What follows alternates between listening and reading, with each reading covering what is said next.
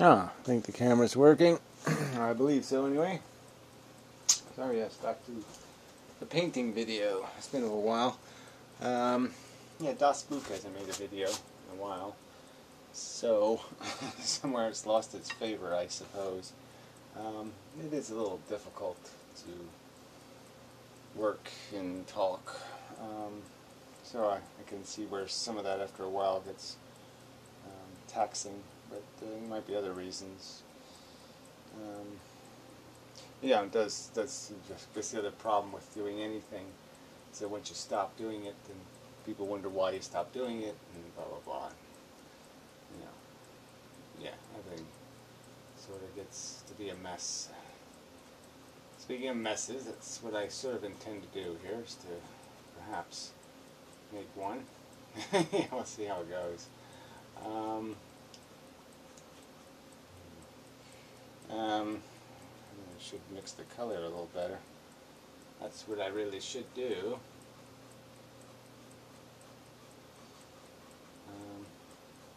Just getting something here, and then I guess I'll just be trying to do some blending, I suppose. Alright, so anyway, subjects, just to inform you of what the general subject will be. Generally. Yeah, generally. Optimism and pessimism. It's part of it. I guess it's it's most all of it. I'm trying to get to the core of what how we're supposed to approach our individual life in terms of the complexity of the one of these bottom line issues is what's the end of your life? What's going to be said? Did you win? Did you lose? As an individual, and I'm going to argue that also a legitimate question is, what was your effect on the world? I mean, how did you leave it? Did you were you accomplished? Did you get the job done, so to speak, or did you leave stuff on the table? Things you could have done that you didn't do, that if you had to do over again, that kind of regret crap. So part of this is, I watched a Stefan Molyneux video. I was kind of hoping that he would have a recent video that he was where he's doing his financial crap or something. His what do you call those people? The libertarian, ultra-libertarian, I don't know, whatever you call that, anarchy, plus or minus, however you want to look at it. Anarchy is in a world where the lords get to keep all the money or whatever. The haves retain their halves. So anyway, he's sort of like a Tony Robbins video, right? So he's just doing a video where, you just do that thing where you say, look, you only live once, and grab all the gusto, and whatever. I had, I'm diagnosed with cancer, and blah blah blah blah blah, and the ambulance is going to come for you, and somehow you want to get the most out of this thing. And I would sort of agree, in theory, that you want to get the most out of your life. You don't want to get laid out or punched out. You don't want to knock yourself out of the game, I suppose would be a way to put it. You want to try to keep yourself this psychology in control as much as possible, in the sense of controlling, have the themes, the necessary themes running, where you have enough motivation, passion, drive, to do the things you know that you're going to have to get done, you know, for you to be able to say at the end, good show, you know. You gave it your best shot, and, you know, you win some, you lose some, blah, blah, blah, whatever the, you know, you could do your, you know, Frank Sinatra, my way kind of thing, and be satisfied that you did it your way, and, you know, you, yeah, you might not have won them all, but you played a good game, or whatever whatever the booby prize is, that you make sure you at least to get that. You at least get the booby prize of being able to say some sort of thing like, you know, I did okay-ish, considering, you know, you can make your excuses or your rationalizations. But I guess that's sort of what I would argue, is that you can play the game both ways. You can try to achieve in life, you know, by some perceived standard of achievement, or you can be satisfied, you know, in your own perception with your failure. You can, you know, rationalize yourself an excuse, and, you know, just come up with some kind of crap that, you know, the wind was against me. You know, it rained on the day that I was really, you know, I had my act together, so I couldn't really prove how great I am because, you know, it rained, and, you know, I'm no good in the rain. Whatever your excuse making will be. And you can just do that too. I mean, it works just as effectively on your deathbed. And that's sort of what the Stefan Molyneux guy was basically using, the fear of your deathbed, you know, recognition, you know, having to deal with your like, somehow it's going to matter when you're, yeah, when you're breathing your last, that you're somehow going to be worried about this crap anyway, which I don't think is entirely true. I think you're going to have the more pressing concern of the actual, ooh, I'm dying, and dying's not that much fun, and how bad is it going to get, and that kind of thing might be on your mind, if anything at all is on your mind. Like I said, especially the way the system works now, you don't really die in one stage. You know, you just don't show up somewhere, they say, oh, you're dying, and you go for the next hour, you just do some dying thing where you just get to say goodbye to everybody, and everything's all fine, and no, it doesn't really work that way. You know, you float in and out of coherencies, and, you know, it has lots of gnarly bits to it nowadays. So it's not just some, you know, dying isn't just some easy procedure you just kind of fall into or something. You know, it's usually going to be some complex procedure of, you know, dying in stages, little bits at a time. And, you know, it's, I don't care for that much, but, you know, that's the way it works. Yeah, I really didn't want to blend this out this much, but I do have to try to get some realism back into it. I have gotten a little too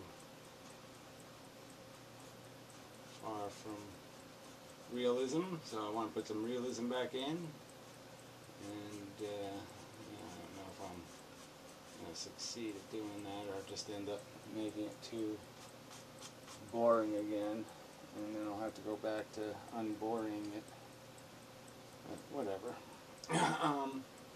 So yeah, the opposite thing I was trying to get to is that you can just find satisfaction in lesser expectations.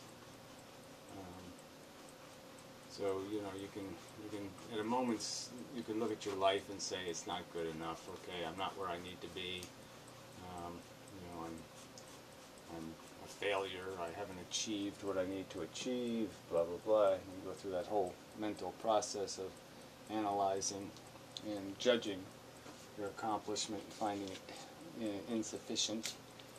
Um, and motivating yourself by doing that. And also finding, you can satisfy yourself, with some perception of what your life is supposed to be. Or you can recognize that, it is all kind of trappish. Part of also his solution is this idea that, you live once, so somehow you're supposed to, go into debt, start a business, take all kinds of crazy risks.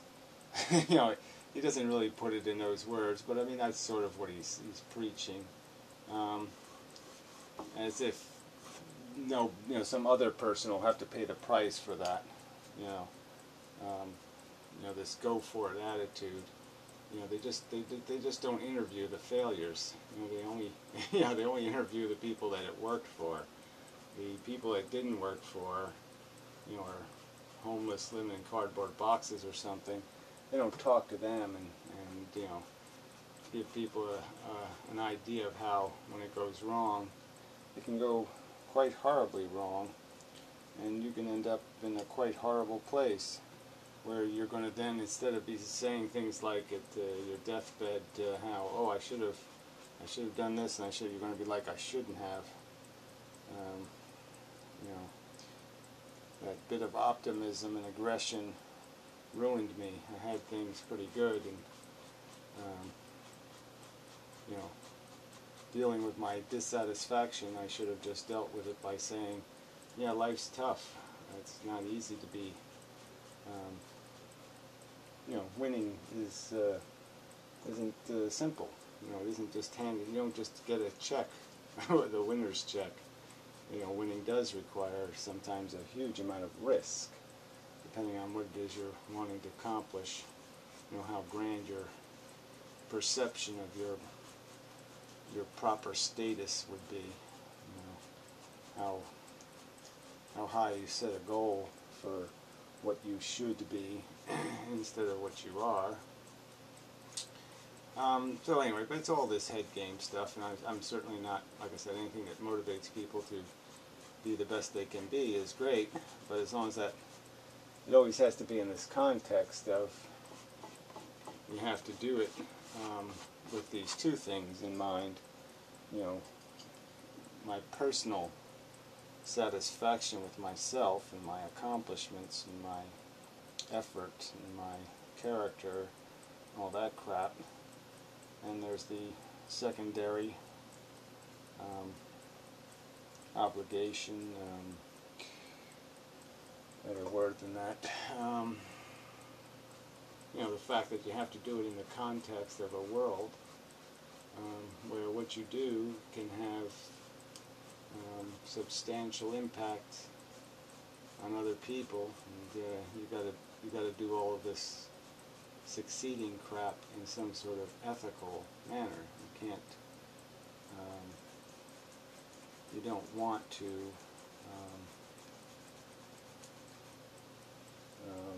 end up feeling as though you don't want to have to deal with the fact that you were, in the end, just a selfish asshole.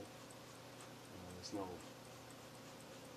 I would assume there would be no fun in having that as your last thoughts in life, that, gee, I cheated all those people, and I lied, and I gamed, and I basically thieved. I used my best friend to, I made money off of him, or I did this, or I did, some sort of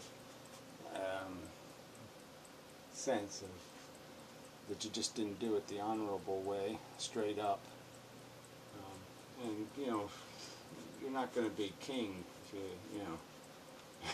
you're not going to screw some people over. It's really hard to be a big success without being kind of a big cheater. Unfortunately, I think it's just sort of one of the rules of success, is that you're going to have to take it. a lot of times in ways that aren't going to be something that you're going to end up being proud of.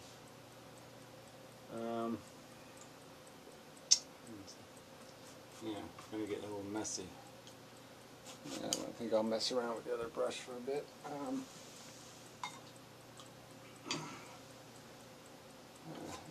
It's not hideous, but it still ain't what I'm looking for. But, you know, I won't know what I'm looking for till I find it, I suppose. And, so anyway, so the Molyneux video was basically responding to some guy who was complaining, you know, about, oh, here I'm just kind of stuck in a dead-end job, and I don't know what to do with myself. Should I invest more energy in something I don't believe in, or should I, you know, start over, or, you know, these are all dilemmas, you know, that I think are real for people, and he just kind of put it all off to whining, as if the guy's just complaining for the sake of complaining, or that there's somehow that there's something illogical or wrong about somebody recognizing that they have difficult choices, that they don't have easy choices, you know, and the choices will have consequences for, you know, their future, and, you know, it's just not going to be simple. It's going to be difficult. I think recognizing that is, you know, the implication was that somehow you're being, you're missing something if you're not recognizing, you know, if you're not exploiting all the time or thinking in terms of that. And I think that's just the wrong way to look at it.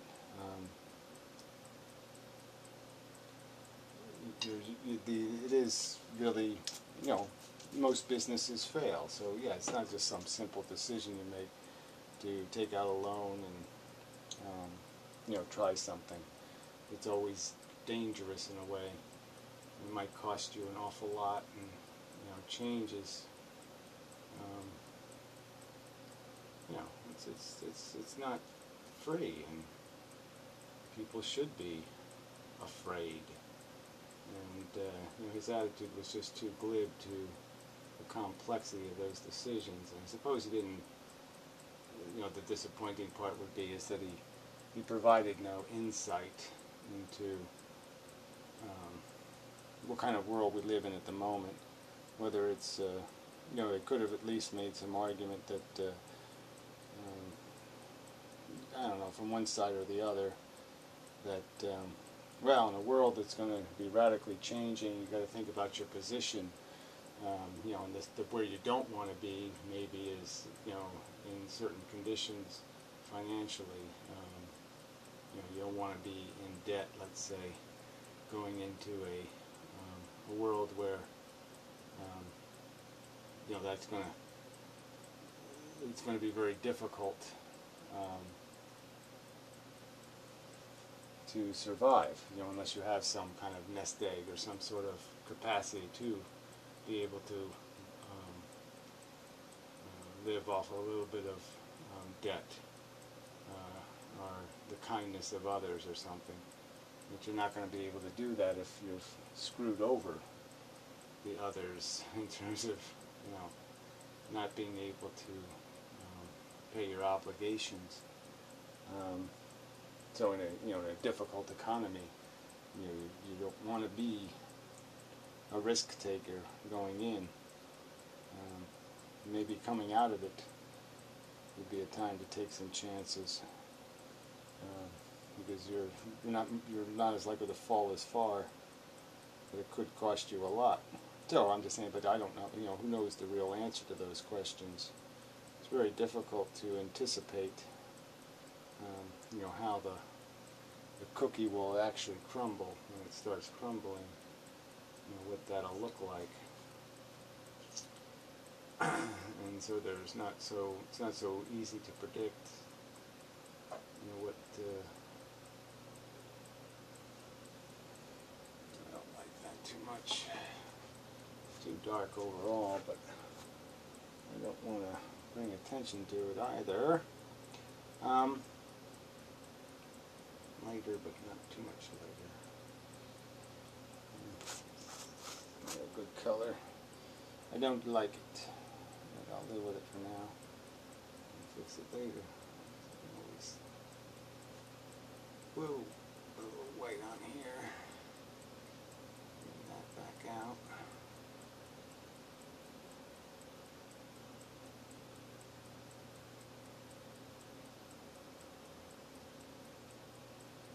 Oops, not too much there, but it's okay.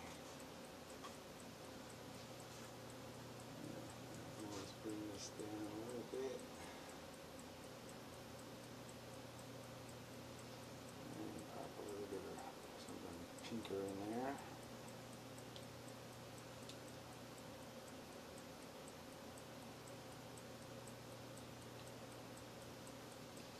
A little whiter in there.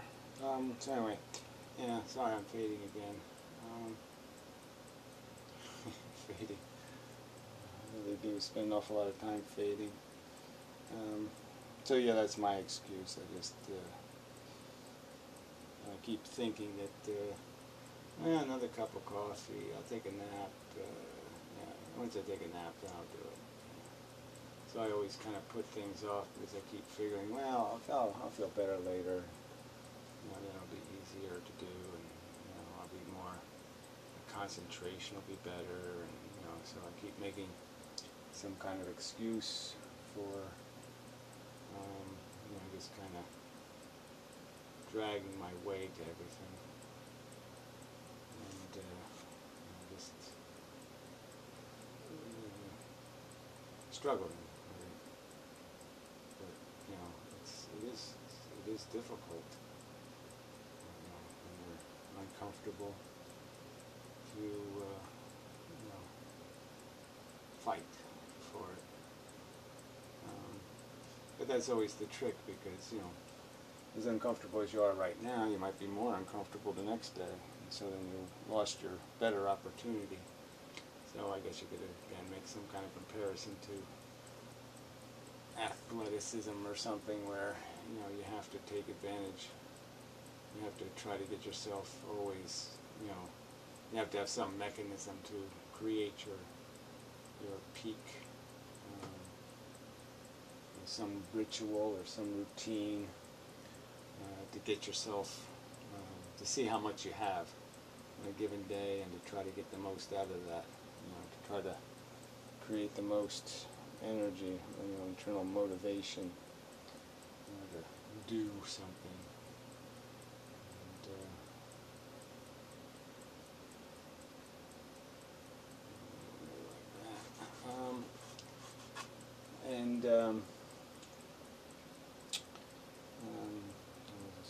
Yeah, so it's always difficult though to know when you're making excuses and when you're being strategic. Sometimes it's just smart to not push yourself too hard, because then sometimes you're do something stupid or reckless, or and you want to try to avoid dumb mistakes.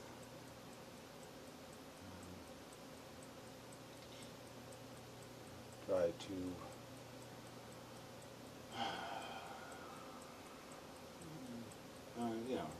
but yeah, I don't think there's any simple answers, and I think it is smart to always try to be aware of the fact that am I rationalizing? Am I making excuses?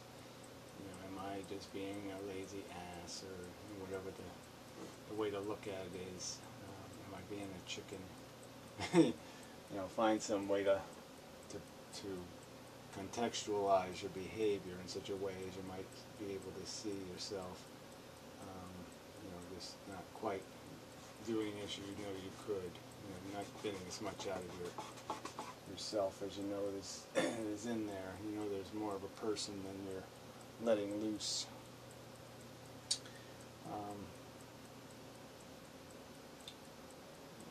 Go back to the big brush for this stuff.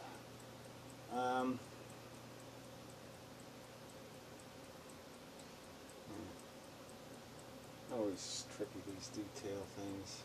You know, it's tricky, these detail things. No, that's just a brilliant way to describe it, man. It's just too clever. More poof in these eyes here.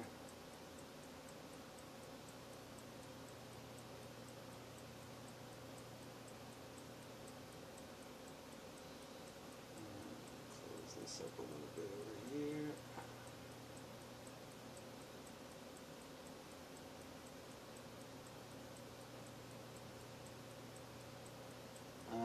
So where was I?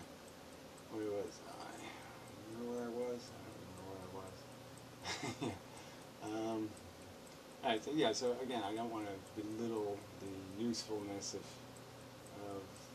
people psychologically doing things to keep themselves out of depression or out of just completely negative psychology. You know, psychology that does them no good, does the world no good, does nothing any good. You know, it's just totally useless. You know, no point in being, you know, just down for, you know, for no serviceable reason.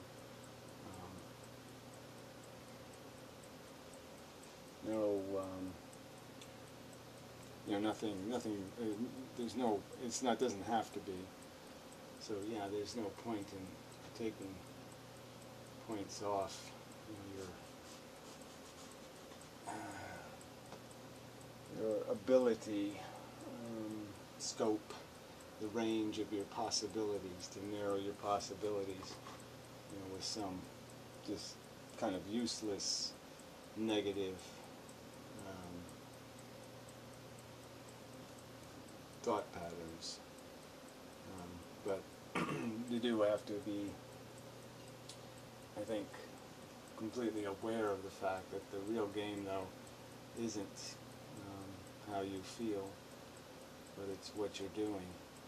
You know, and if all you're doing is living to feel, you know, living to have some kind of feeling, you know, then yeah, that's just that doesn't go anywhere either. There's no accomplishment in, again, leaving the place in some lesser condition for the people who have to live on top of, you know, the space you occupied, so to speak.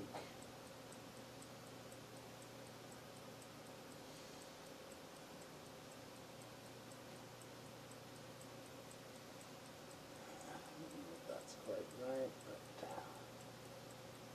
I'm going to go for it anyway.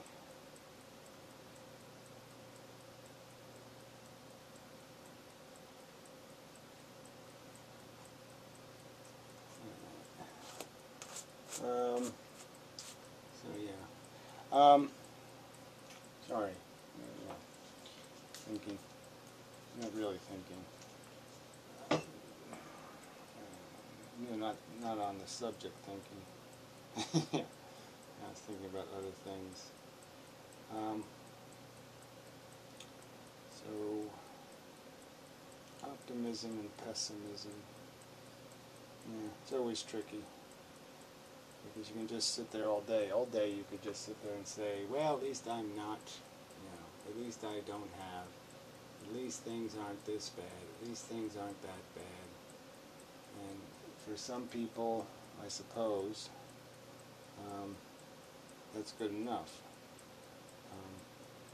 But you can also, again, do the other thing where you just say, well, it wouldn't matter anyway. I mean, so what if I thought I was cool? So what if I was famous? You know, where does that get anybody either?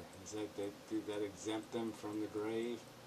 Does that exempt them from the horror? There's been, you know, plenty of famous people who have died badly.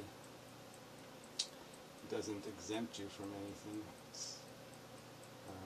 So you could also say, well, that's, you know, it doesn't matter that I wasn't successful because, you know, they all end up saying rosebud at the end anyway, right? We all have our rose rosebud moment or whatever, the last image that people have of us, or the last, and then those images just fade with time anyway. People forget who you were, forget what you looked like, and it all fades to black anyway. So all we really have is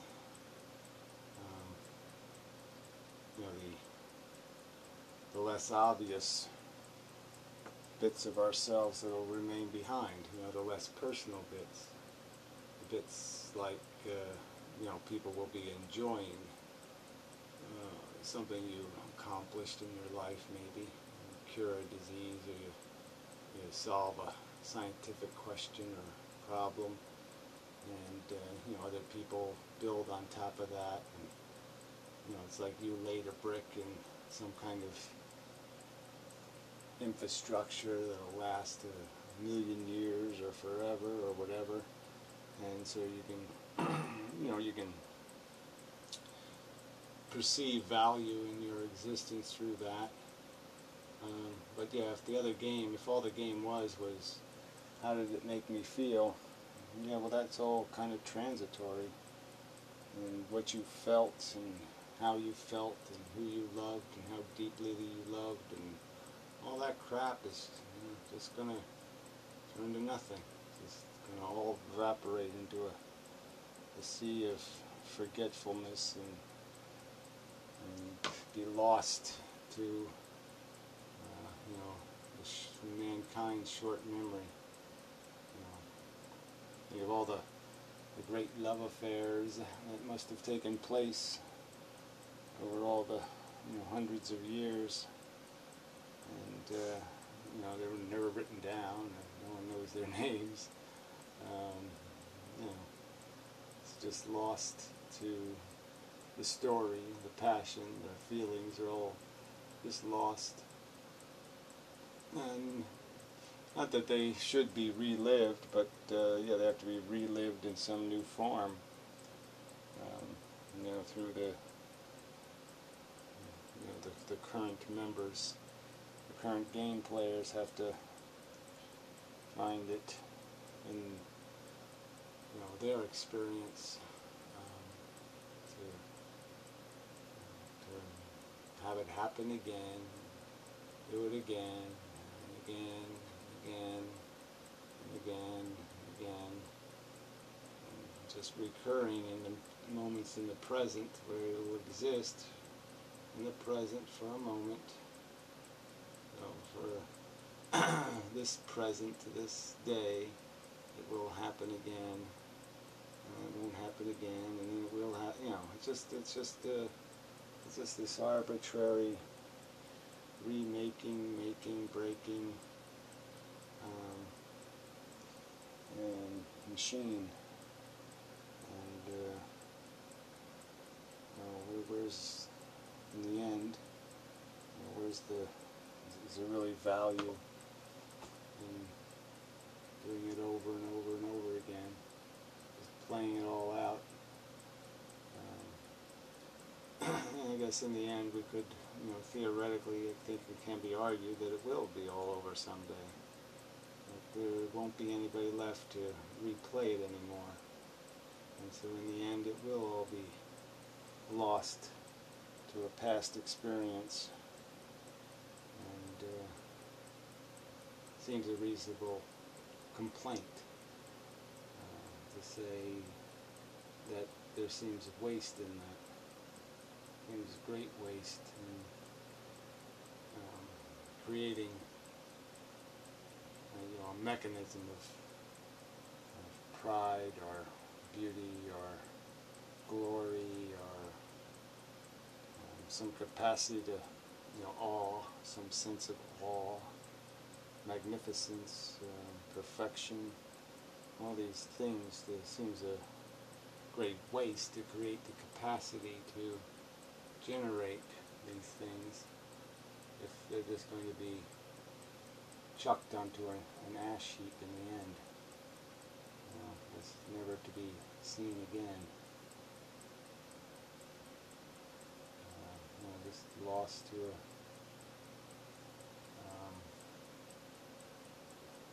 notion in my head. Oh, some guy talked about that one day, and it was never experienced again, but somebody did mention it as a side to another subject. Yeah, it was brought up as a, indirectly, as an indirect reference. This makes it all kind of something to lament. And so, yeah, I don't know whether, like I said, this Stefan Molyneux guy isn't very direct about some things. He probably, he briefly conceded in his little, what do we call these spiels, these, power of positive thinking mushies. Some sort of, he pretty much directly stated, oh yeah, well sometimes I do that too.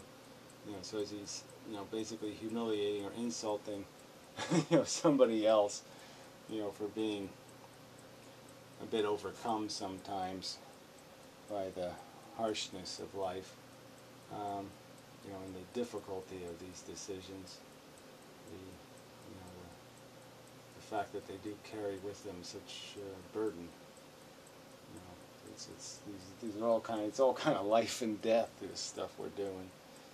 Huge people's welfares ride on it and all that kind of stuff. It's a huge responsibility being a sentient organism and being capable of conveying thoughts and influencing and convincing and I don't know, all of that it carries with it. Such a responsibility that, if you're going to make some life-changing decision about your fundamental career and your livelihood and, perhaps the welfare, maybe you have kids, and the welfare of your kids will be completely dependent on you making the right choice. It's kind of silly to trivialize the difficulty of those decisions and just call it complaining. When somebody laments the fact that it isn't an easy choice. These aren't easy decisions. You don't just sit there and look in the playbook and it says, hey, just do this job for 30 years like a good little soldier and you'll be rewarded for it. Because we know that's not how the game works. It's not how the system works. You'll be, they'll dump you on your 55th birthday, 2 days before your pension is realized, or say, some other gimmick.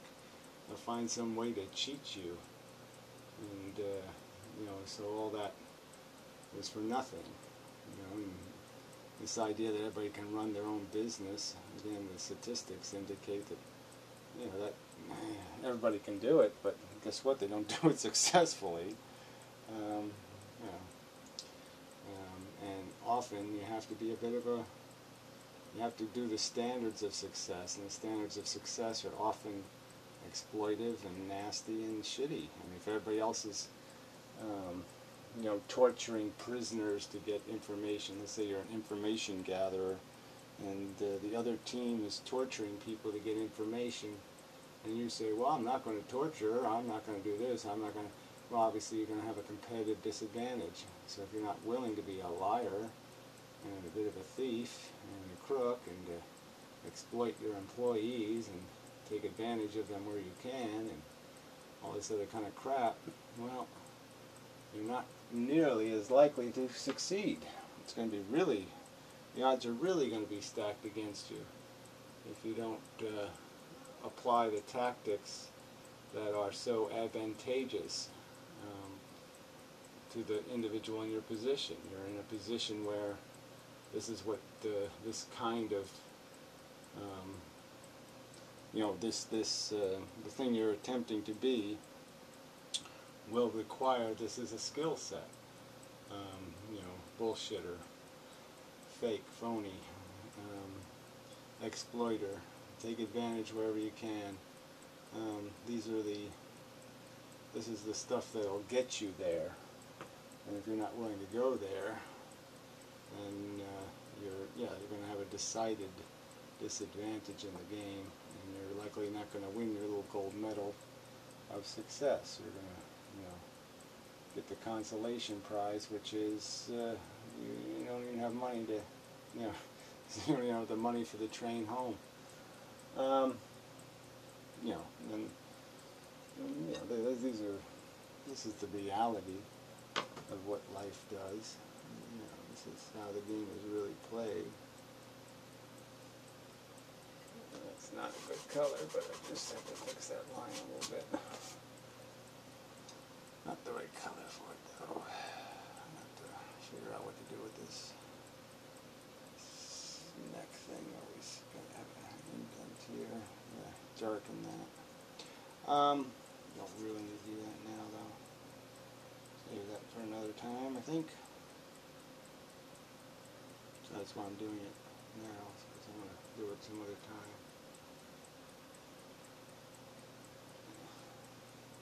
Good idea.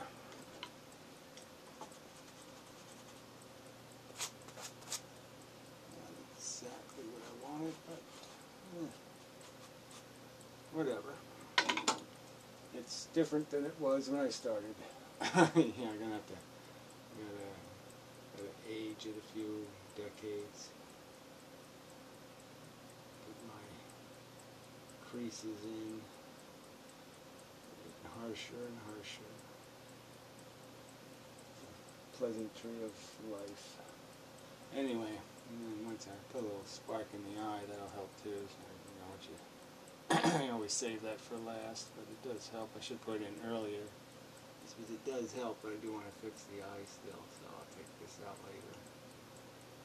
Some little reflections in there. It really does help. Yeah. Well, what else can I put one right here, Gary? Okay. So anyway, that's enough of a video, I think. And as such. Yeah, so I'll try to get to doing more of this. I just haven't been in the haven't been in the mood for anything. So, more snow coming, which is a little bit frightening. You know, I don't know what the roof can take. So, the roof's kind of in bad shape. And I've been meaning to do it for years, fix it, and I just haven't been bold enough. So that's another thing. It's another one of those things where you have to be a little bit bold, you know, to tear a roof all the way down, like, you know, where you're going to fix the whole structure. Because, yeah, if you end up with a storm or something after you've torn everything down, you can really get yourself into trouble. And, you know, you have to feel good, and you have to be healthy, and you have to be all these things. Once you start something like that, you got to finish it. And, so it's just, you know, more evidence of my inability to commit to anything that takes more than a half an hour. You know, I just can't.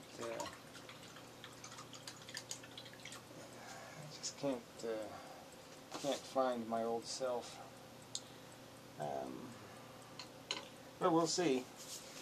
I'm still here, so that'll be my excuse, right? So as the pessimist, I do have the luxury of just recognizing that, hell, yeah, I did a lot better than I thought I would do. I didn't think I'd last 50 years and all this shit, so, you know, it's a great brush, right? This cheap old glue they put in here. They don't even crimp the thing properly. To fix that too. But, I see, but it's better than using, what, a stick, so why complain, right? Well, you complain because, yeah, it could be a lot better, though. So, I mean, it could be worse, and it could be better. These are our choices to look at the two sides, the better side or the worse side. And at different times in your life, it's going to be better for you to look at the worse and say, everything could be worse, so I'll be grateful for what I have, and I'll be happy with who I am and what I am, and just mush through and not expect too much from myself or the world. And other times, yeah, it's time to want more and need more, and to get more aggressive in terms of recognizing that it's not good enough or you're not satisfied, and you should maybe bite on a little bit of that to give you the energy to change something. But I don't think it's ever simple. It's difficult to navigate life without fucking up. there are lion minds everywhere, and there's all kinds of shit you can end up in, and yeah, so it just seems logical for people to be a little bit cautious and afraid, and I don't think people should be insulting people for needing somebody to give them a little boost or something like that now and then. So, not exactly correct, but I'll break it again and fix it again. But there's a human in there of some kind. Don't know if it's me or not, but it's somebody. It probably looks like somebody. Yeah, somebody.